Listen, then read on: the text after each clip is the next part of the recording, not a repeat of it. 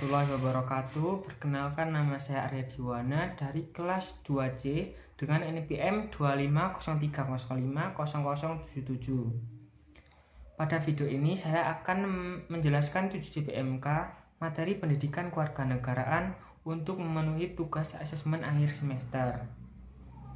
Langsung saja pada soal yang pertama, apa saja landasan pendidikan kewarganegaraan di sekolah dasar? Baik, saya akan menjelaskan landasan pendidikan kewarganegaraan atau PKN di sekolah dasar. PKN memiliki 3 landasan utama, yaitu landasan filosofis, yuridis, dan pedagogis. Landasan filosofis adalah Pancasila. Pancasila menjadi dasar nilai dan dalam pembelajaran PKN karena mengajarkan nilai ketuhanan, kemanusiaan, persatuan, musyawarah, dan keadilan. Landasan yuridis adalah Undang-Undang Negara Republik Indonesia tahun 1945. Undang-Undang Nomor 20 Tahun 2003 tentang Sistem Pendidikan Nasional serta kurikulum menjelaskan bahwa Undang-Undang Dasar Negara Republik Indonesia menjadi hukum penyelenggaraan PKN. Sedangkan landasan pedagogis yaitu berkaitan dengan cara pembelajaran. Guru harus menyesuaikan pembelajaran dengan karakteristik peserta didik, menggunakan metodenya aktif, menyenangkan, dan kontekstual agar siswa lebih mudah memahami materi.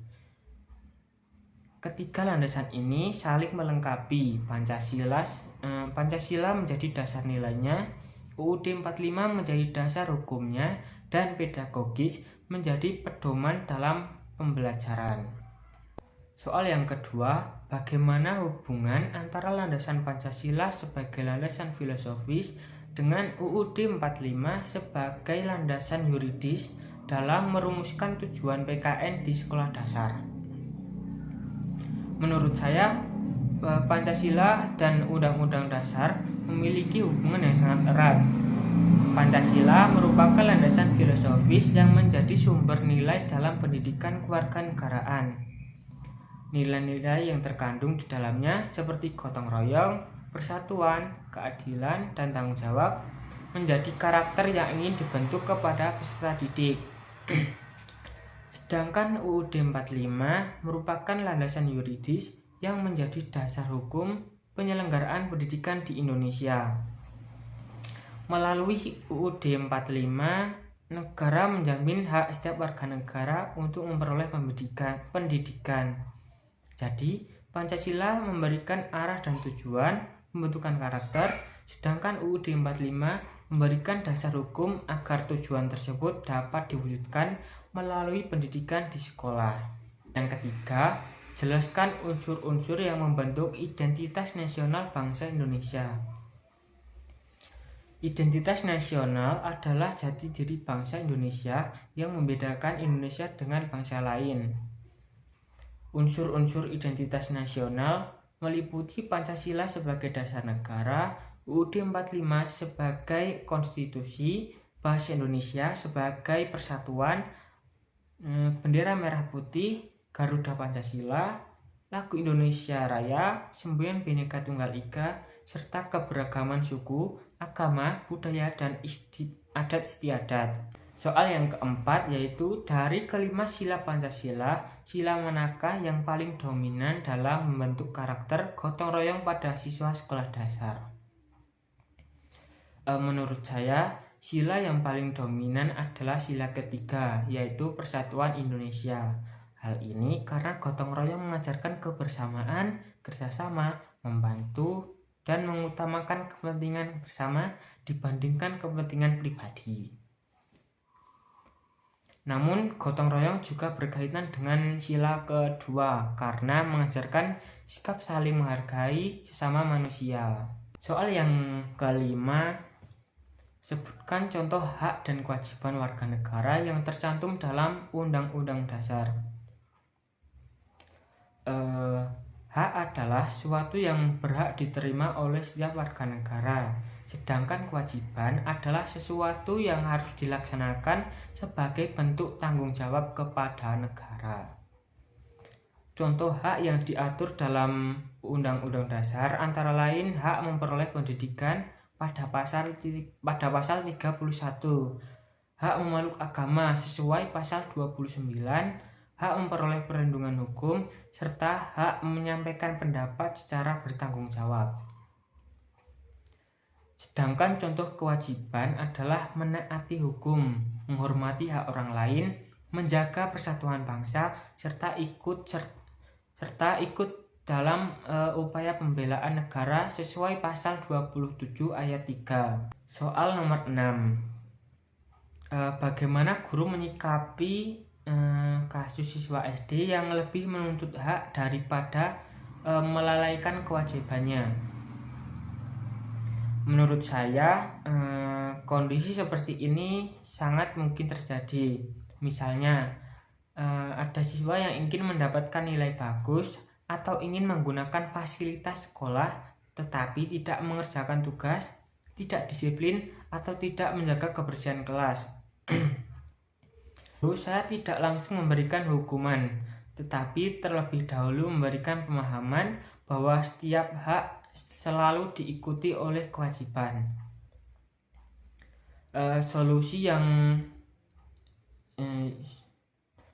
yang dapat dilakukan yaitu membiasakan siswa bertanggung jawab melalui kegiatan sehari-hari seperti piket kelas, mengerjakan tugas tepat waktu, menjaga fasilitas sekolah, dan menaati tata tertib. Soal yang ketujuh, sebutkan prinsip-prinsip demokrasi dan berikan satu contoh HAM yang paling fundamental. Prinsip demokrasi meliputi persamaan hak, kebebasan berpendapat, musyawarah untuk mufakat, menghargai pendapat orang lain, serta pemerintahan berdasarkan hukum. Salah satu HAM yang paling mendasar adalah hak untuk hidup, karena tanpa hak hidup seseorang tidak dapat menikmati hak lainnya.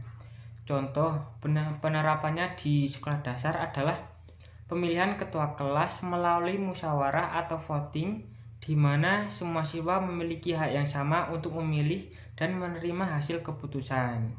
Soal yang nomor 8, bagaimana cara mengajarkan konsep demokrasi agar siswa sekolah dasar benar-benar memahaminya? Menurut saya, demokrasi lebih mudah dipahami jika dipraktikkan secara langsung. Guru dapat mengajak siswa bermusyawarah saat menentukan aturan kelas atau memilih ketua kelas. Dengan begitu, siswa belajar menyampaikan pendapat, menghargai pendapat teman, dan menerima keputusan bersama. Jadi mereka tidak hanya menghafal pengertian demokrasi, tetapi juga menerapkannya dalam kehidupan sehari-hari. Soal nomor 9, jelaskan wawasan Nusantara dalam aspek politik dan ekonomi. Wawasan Nusantara adalah cara pandang bangsa Indonesia yang melihat seluruh wilayah Indonesia sebagai satu kesatuan. Dalam aspek politik, semua warga negara memiliki hak dan kewajiban yang sama, tanpa membedakan suku, agama, atau daerah.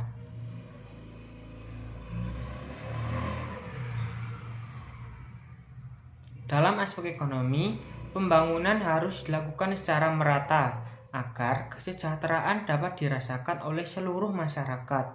Contohnya, pemerintahan membangun sekolah dan fasilitas umum hingga ke daerah terpencil agar semua masyarakat mendapat kesepakatan yang sama. Soal nomor 10, bagaimana strategi guru menghadapi hoaks dan radikalisme di sekolah dasar? Sebagai guru, saya akan mengajarkan siswa berpikir kritis melalui permainan fakta atau hoaks, diskusi, dan video edukasi. Saya juga membiasakan siswa memeriksa kebenaran informasi terlebih dahulu sebelum mempercayai atau membagikannya. Dengan begitu, siswa lebih bijak dalam menggunakan media digital dan tidak mudah terpengaruh informasi yang salah.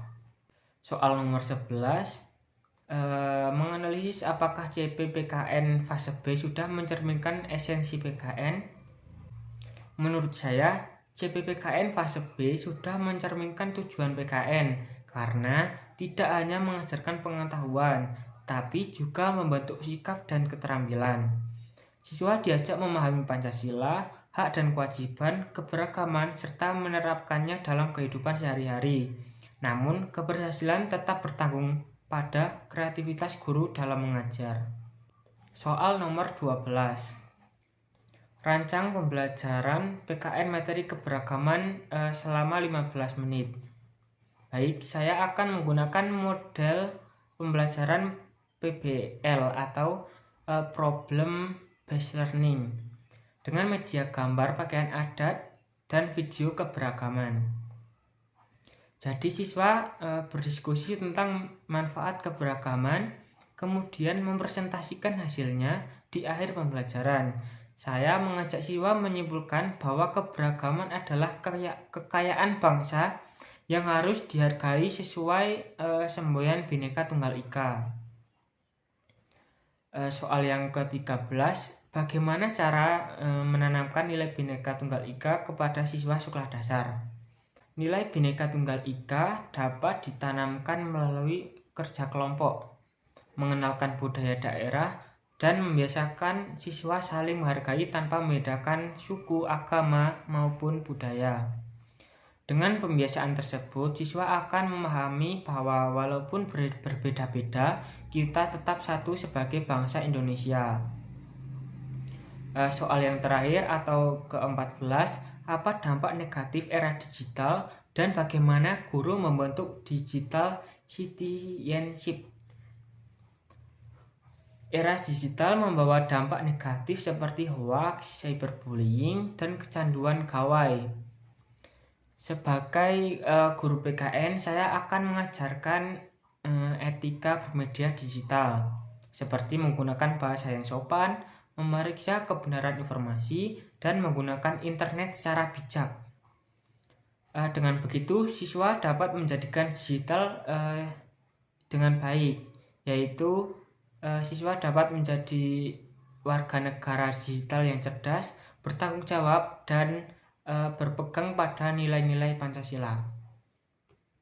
Sekian pemaparan dari saya. Terima kasih. Mohon maaf apabila masih terdapat kekurangan.